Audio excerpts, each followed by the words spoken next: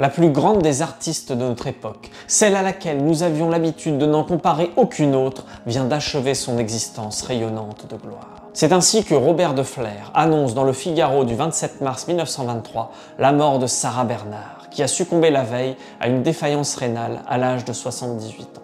Et quelle comédienne! Considérée comme la première star internationale et une artiste complète, jouant aussi bien au théâtre qu'au cinéma, sculptant des bustes de bronze ou peignant un seul et unique tableau. Sarah aura eu une vie plus que mouvementée. Jean Cocteau créa pour elle l'expression de monstre sacré. Si ça c'est pas la classe. Aujourd'hui je vous invite à découvrir la vie incroyable de Sarah Bernhardt, une femme indépendante, scandaleuse, influenceuse, mais surtout l'une des comédiennes françaises les plus importantes de la fin du 19e et du début du 20e siècle.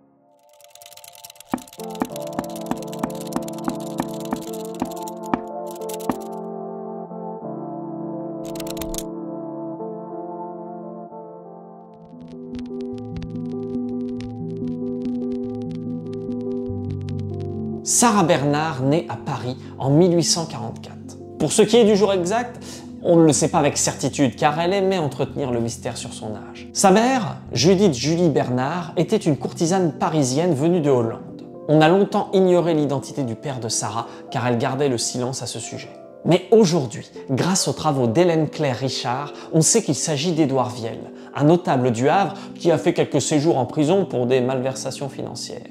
Elle grandit avec 3 sœurs, mais doit souffrir de la préférence de sa mère pour la plus jeune de ses sœurs, Jeanne Rosine, qui deviendra également comédienne. Elle passe une enfance solitaire à Quimperlé, chez une nourrice qui lui apprendra le breton. Elle retrouve sa famille un peu par hasard lors d'un déménagement à Paris. Elle croise un jour une de ses tantes, mais n'arrive pas à la convaincre de l'emmener chez elle. Dépitée, Sarah se jette par une fenêtre. Sa famille finit par l'accepter, un pari risqué qui lui vaudra un bras et une rotule brisée. En 1853, elle est envoyée au couvent des Grands Champs à Versailles. C'est là où Sarah va jouer son premier rôle, celui d'un ange dans un spectacle religieux. Elle se fait baptiser en 1857 et envisage même de devenir religieuse. C'est assez ironique quand on va voir son parcours. Parce qu'elle a été un peu prostituée. Enfin, on croit.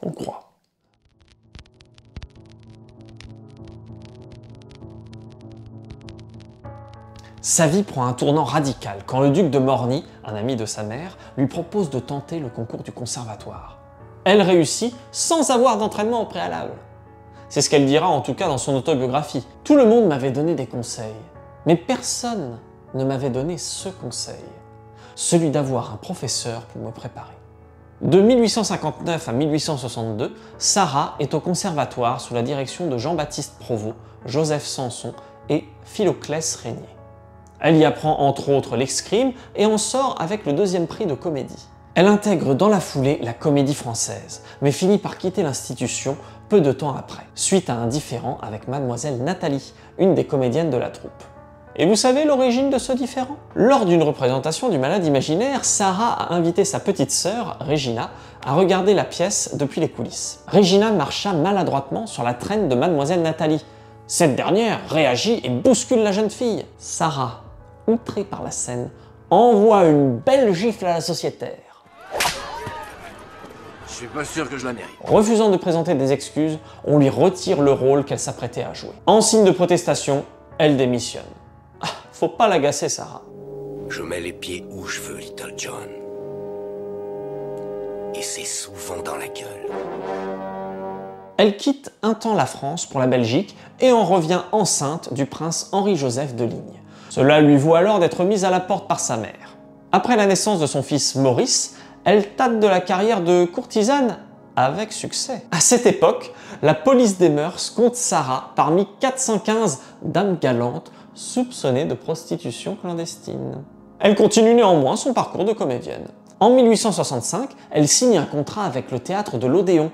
Elle y côtoie George Sand et Alexandre Dumas. Ce dernier lui confie le premier rôle féminin de sa pièce dont la prononciation m'échappe un petit peu, Kin, Can, Kéan, bref, en 1868. Sa première révélation au grand public viendra un an plus tard avec Le Passant de François Coppée. Non, pas lui. Lui. En 1870, pendant le siège de Paris, elle transforme le théâtre de l'Odéon en hôpital militaire et y soigne le futur maréchal Foch qu'elle retrouvera 45 ans plus tard sur le front de la Meuse pendant la Première Guerre mondiale. Ça, c'est pas quand même la putain de classe. Elle triomphe dans le rôle de la reine de Ruy Blas en 1872, ce qui lui vaut d'être surnommée la Voix d'Or par l'auteur de la pièce, Victor Hugo, à l'occasion d'un banquet organisé pour la 100e représentation. Tous admirent son timbre étonnant et son art de la pose unique. Elle vit pleinement ses rôles. Elle réintègre la Comédie Française en 1874 et en est nommée sociétaire en 1875. Elle y joue les plus grands rôles du répertoire: Julie dans Britannicus, Andromaque, Zahir, Phèdre, Donna Sol dans Hernani, ainsi que des rôles modernes écrits par Henri de Bornier, Émile Augier, Alexandre Dumas, le fils, ou encore pour Alexandre Parodi. Elle reprend le rôle de la reine lorsque Ruy Blas entre au répertoire de la Comédie Française en 1879. Mais la création de l'aventurière d'Émile Augier et les critiques défavorables qui s'en suivent consacrent sa rupture déjà entamée avec la Comédie Française. En 1880, Sarah démissionne une nouvelle fois, mais devra payer 100 000 francs hors de dommages et intérêts pour rupture abusive de contrat.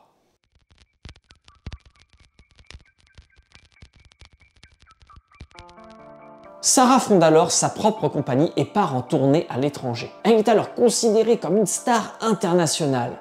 C'est la première comédienne à faire des tournées triomphales sur les 5 continents. C'est à cette occasion que Jean Cocteau inventera bien des années plus tard l'expression de monstre sacré. Elle se produit à Londres, à Copenhague, aux États-Unis, de 1880 à 1881, où elle affrète un train entier pour sa troupe et ses 8 tonnes de mal. Elle part ensuite au Pérou, en 1886, où tous les billets pour ses représentations se vendent en 48 heures. Elle part également au Chili, en 1886, et enfin en Russie, notamment au théâtre Michel de Saint-Pétersbourg, en 1881, 1892 et 1908. Afin de promouvoir son nouveau spectacle, Phèdre, elle rencontre Thomas Edison à New York et y enregistre sur cylindre une lecture de la pièce. Elle devient l'une des très rares artistes françaises à avoir son étoile sur le Hollywood Walk of Fame à Los Angeles. Invitée en Australie en février 1891, elle se produit à Melbourne où elle fait la connaissance d'Adrien Loire, le neveu de Pasteur. Pour l'anecdote, le 2 juin 1879, Sarah est en Angleterre où elle joue Phèdre de Racine au Getty Theatre. Dans le public, un certain Oscar Wilde. Il est subjugué par son talent et il écrit 10 ans plus tard à son propos « Ce n'est qu'en entendant Sarah Bernhardt dans Phèdre que je me suis absolument rendu compte de la douceur de la musique de Racine. » Elle lui inspire un sonnet débutant par ce vers « Comme ce monde commun doit sembler fade et ennuyeux à quelqu'un comme toi. » Pour finir, il écrira en 1891 une pièce en français, Salomé, dont il proposera le rôle titre à Sarah Bernhardt. En parlant de Sarah, en 1894, elle prend la direction de la troupe du Théâtre de la Renaissance. À la veille de Noël 1894, elle joue la pièce Gismonda de Victorien Sardou depuis novembre. Elle est à la recherche d'une nouvelle affiche car la pièce ne fait pas salle comble. Elle veut mobiliser un nouveau public pour la prochaine date qui aura lieu le 4 janvier 1895. Or, chez son imprimeur, aucun affichiste n'est disponible en raison des fêtes de fin d'année. Dans l'imprimerie se trouve un certain Alphonse Murat qui décide de prendre la commande. Quand Sarah découvre l'affiche, elle dit à Alphonse que c'est beau. Dorénavant, vous travaillerez pour moi, près de moi. Je vous aime déjà. Le 1er janvier 1895, les affiches de Murat sont placardées dans tout Paris et le succès est fulgurant. Elles ont tellement de succès que les passants les découpent pour les exposer dans leur salon. Sarah fait signer à Alphonse un contrat de 6 ans et le charge de réaliser les décors de scène, des costumes et des affiches. Prenant conscience de l'importance de la publicité, elle se met en scène pour faire la promotion de cosmétiques ou de produits de consommation. Lorsque sa sœur Regina meurt de la tuberculose en 1874, elle développe une fascination pour le morbide. Elle fait installer un cercueil dans son salon et n'hésite pas à se faire prendre en photo dedans pendant qu'elle s'y repose. Étant également militante, Sarah apporte son soutien à Émile Zola lors de l'affaire Dreyfus. Elle apporte également son soutien à Louise Michel et se bat contre la peine de mort. En 1899, elle prend la tête du Théâtre des Nations qu'elle rebaptise Théâtre Sarah Bernhardt. Elle y monte une nouvelle troupe avec ses amis Édouard de Max et Marguerite Moreno. Mais cela ne satisfait toujours pas notre insatiable artiste. En 1900, Après avoir joué dans plus de 120 spectacles, Sarah se lance dans le cinéma avec le duel d'Hamlet, un des premiers essais de cinéma parlant.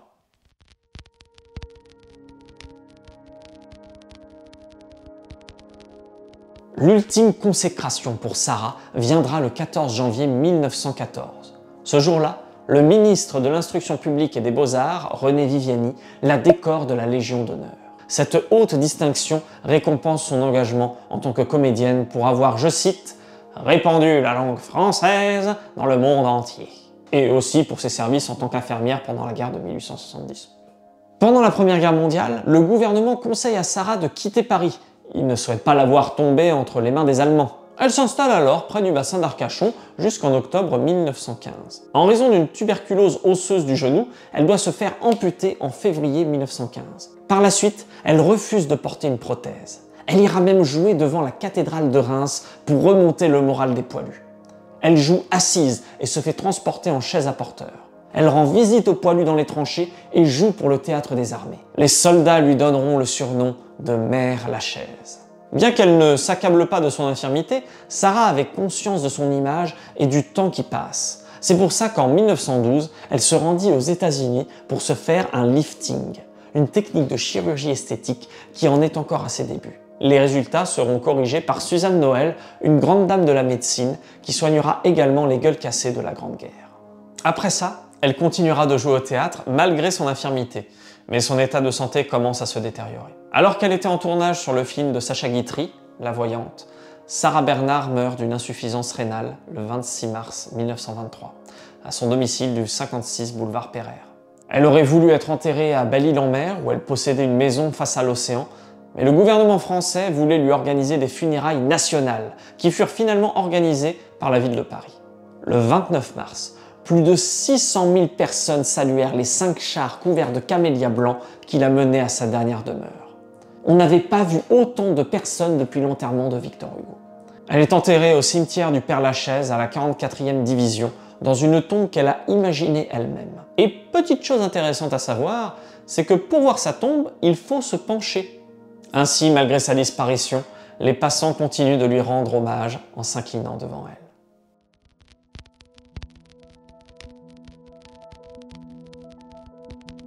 Sarah Bernard et sa grande carrière entrent rapidement dans la postérité. Sa maison de Belle-Île-en-Mer devient un musée. Des théâtres, écoles, squares, rues et avenues portent son nom. Pour son centenaire, un timbre est publié à son effigie. Elle fut la première comédienne à être honorée ainsi. Elle va également apparaître dans de nombreuses œuvres de fiction, allant de la pièce Edmond d'Alexis Michalik à un tome de Lucky Luke. Et oui, Sarah Bernard apparaît dans Lucky Luke. J'étais aussi surpris que vous. Sarah Bernard était une virtuose dans son art. Une anticonformiste affirmée, frôlant souvent la provocation pour son plus grand plaisir. C'est pas pour rien que son expression fétiche était l'injonction « quand même », symbole de son audace et de son mépris des conventions. Je finirai par une petite anecdote. Un jour, une jeune comédienne vient voir Sarah en lui déclarant avec un grand sourire qu'elle a déjà joué plusieurs pièces de théâtre et qu'elle n'avait plus du tout le trac avant de monter sur scène. Ce à quoi Sarah aurait répondu « Ne vous en faites pas, le trac, ça vient avec le talent ». J'espère que cette vidéo vous aura plu et vous aura permis d'en apprendre davantage sur la vie incroyable de Sarah Bernard. N'hésitez pas à vous abonner, à liker et à partager la vidéo. D'ici là, je vous dis à bientôt pour un peu de théâtre et d'histoire.